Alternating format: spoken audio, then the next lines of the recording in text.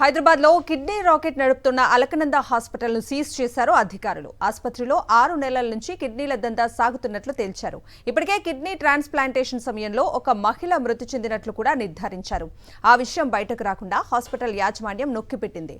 జిల్లా వైద్యారోగ్య శాఖ అధికారుల ఫిర్యాదుతో అలకనంద ఆసుపత్రి యజమాని సుమంత్ ను అదుపులోకి తీసుకుని విచారిస్తున్నారు పోలీసులు. కిడ్నీ మార్పిడి దందాలో ఆసుపత్రి ఓనర్ సుమంత్ కు 2 యూరాలజిస్టులు సహకరించినట్లు వెల్లడైంది. ఆ ఇద్దరిని అదుపులోకి తీసుకున్నారు పోలీసులు. ఆసుపత్రిలో ఇప్పటివరకు ఎన్ని కిడ్నీ మార్పిడిలు చేశారని వారిని విచారిస్తున్నారు.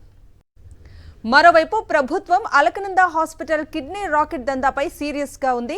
రాకెట్ దందాలో మరిన్ని వాస్తవాలు తెలుసుకునేందుకు నిజ నిర్ధారణ కమిటీని నియమించింది. రాష్ట్ర వైద్యారోగ్య శాఖ మంత్రి దామోదర రాజనరసింహ ఆదేశాలతో ఉస్మానియా మాజీ సూపరింటెండెంట్ నాగేందర్ నేతృత్వంలో కమిటీని ఏర్పాటు చేశారు. నెఫ్రాలజిస్ట్, న్యూరాలజిస్టులతో కలిపి నిజ నిర్ధారణ కమిటీ ఏర్పాటైంది. అలకనంద ఆసుపత్రిని పరిశీలించేందుకు కమిటీ సభ్యులు అక్కడికి వెళ్లారు. అయితే హాస్పిటల్ సీజ్ చేసి ఉండటంతో గాంధీ ఆసుపత్రికి వెళ్లారు.